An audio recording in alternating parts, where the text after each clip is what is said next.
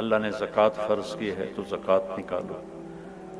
اب تو اتنے حالات ہیں کہ متوسط طبقہ بھی زکوٰۃ کا مستحق ہے، اپنے زکوٰۃ سے بڑھ کے نکالو، چونکہ زکوٰۃ دینے والا بخیلوں سے تو نکل جاتا ہے، لیکن سخیوں میں داخلہ اس سے اوپر کرے گا تو ہوتا ہے۔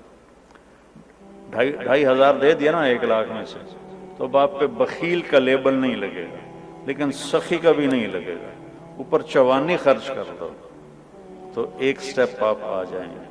سخی بن کے زندگی گزارو، لوگوں پہ خرچ کرنے کا مزہ بہت ہے، جوڑنے کے مزے سے زیادہ لگانے کا مزہ ہے۔ تو رمضان آ رہا ہے، خرچ کریں، زکوٰۃ سے بڑھ کر دیں، انتہائی ضرورت مند ہیں ہمارے لوگ۔ ابھی تو وہ جو سیلاب سے جو گھر گرے تھے ابھی تو وہی نہیں بنے، کتنے ہزاروں لوگ بے گھر بیٹھے ہوئے ہیں۔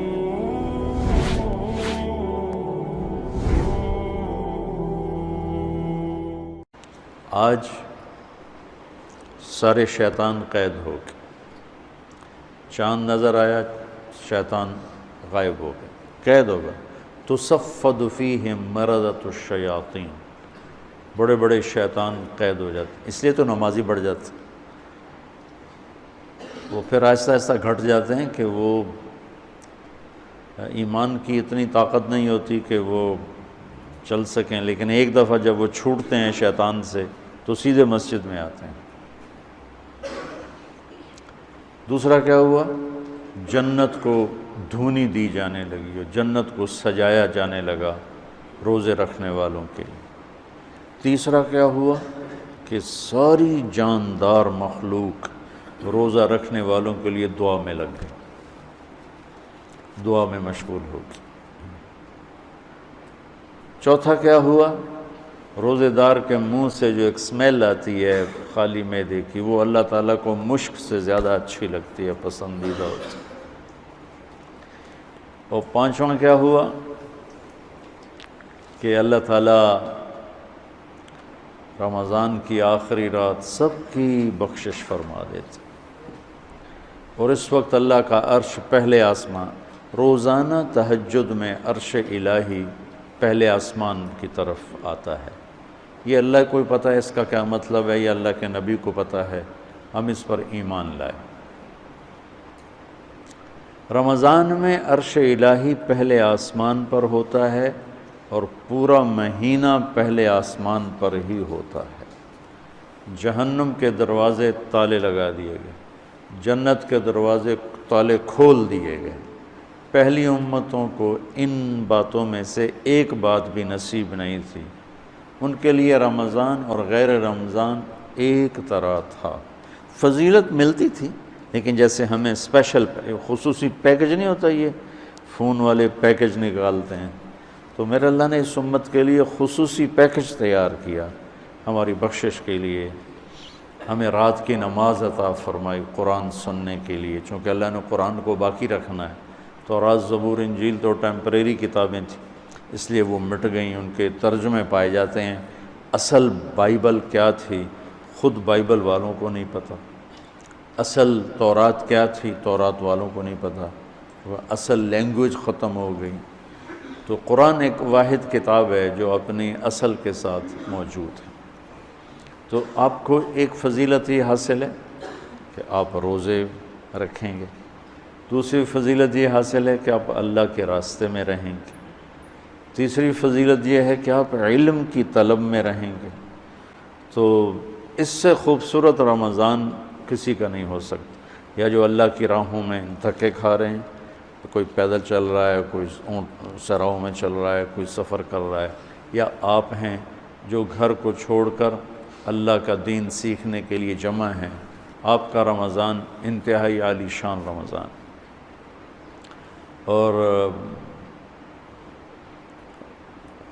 افطار کے وقت عرش کے فرشتے جو اللہ کی تسبیح پڑھ رہے ہوتے ہیں، اللہ تعالیٰ فرماتے ہیں کہ میری تسبیح چھوڑ دو اور افطار کرنے والوں کی دعا پہ آمین کہو۔ تو جب لوگ اکٹھے ہوتے ہیں افطاری کے لیے، حرمین میں بڑا ایمانی روح پرور منظر ہوتا ہے دیکھنے والا، کہ لوگ وہاں اپنے دسترخوان لگاتے ہیں پھر دوڑ لگاتے ہیں لوگوں کو پکڑنا، بھی آپ میرے دسترخوان پر، آپ میرے دسترخوان پر ہیں۔ چھوٹے چھوٹے بچے اور بڑے بڑے شیخ، ان کے مالدار رئیس نواب ٹائپ لوگ، وہ بھی نوکروں کی طرح بھاگ رہے ہوتے ہیں کہ آپ میرے دسترخوان پر، آپ میرے دسترخوان پر آ جائیں۔ دسترخوان زیادہ ہوتے ہیں اور لوگ باہر بھی ہوتے ہیں، بکھرے ہوتے ہیں، تو ہر ایک کی تمنا ہوتی ہے کہ لوگ میرے دسترخوان پر سارے آ جائیں۔ تو حرمین کی برکتوں کو تو خیر کوئی بھی نہیں پہنچ سکتا ہے، لیکن حرمین کی برکتوں کے بعد اللہ کے علم کو لینے کے لیے روزے کی حالت بہت اعلیٰ چیز ہے، بہت خوبصورت چیز ہے۔ تو اس امت کو رمضان خصوصیت سے ملا، جس میں اللہ تعالیٰ نے لیلۃ القدر اتاری، جس میں اللہ کے نبی نے اعتکاف رکھا، اور اس کا فرض روزہ، اس کی قیمت آپ اس حدیث سے لگائیں، لو ان رجلا صام یوما تطوعا ثم اعطی ملء الارض ذهبا لم یستوف ثوابہ دون یوم الحساب۔ جس شخص نے نفل روزہ رکھا اور اس روزے کے بدلے میں پوری دنیا سونے سے بھر کے اس کو پیش کی گئی کہ آپ کا نفل روزہ ہے نا، اس کا یہ صلہ ہے، ساری دھرتی سونے سے بھر کے، تو میرے نبی کا فرمان ہے یہ سونے سے بھرا ہوا جہان بھی اس روزے کا بدلہ نہیں بن سکتا، اس روزے کا بدلہ اللہ ہی دے گا۔ تو اب آپ بتائیں فرض روزے کی قیمت کیا ہوگی؟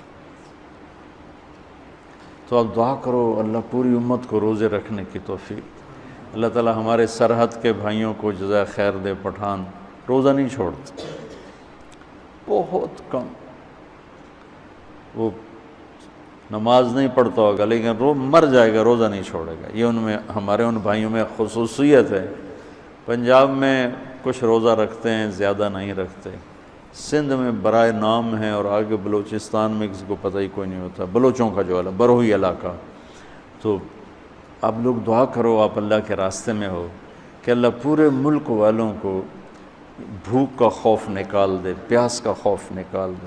اس لیے تو اللہ تعالیٰ فرماتا ہے کہ روزے کا بدلہ میں خود ہوں۔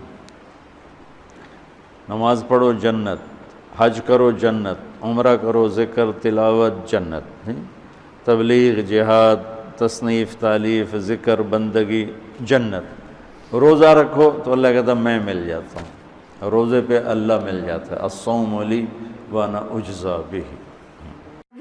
مولانا طارق جمیل فاؤنڈیشن، انسانیت کی محبت دلوں میں سموئے۔ اس رمضان المبارک ایم ٹی جے فاؤنڈیشن پھر سے چاہتی ہے آپ کا بھرپور ساتھ، کیونکہ تعلیم سے دور، اپنی چھت سے محروم، صحت کے مسائل سے دوچار، اور سیلاب اور زلزلوں کی تباہ کاریوں کا شکار لاکھوں افراد کی زندگی آپ کی زکوٰۃ سے بدل سکتی ہے۔ اپنی زکوٰۃ، صدقات اور عطیات ایم ٹی جے فاؤنڈیشن کو دیں۔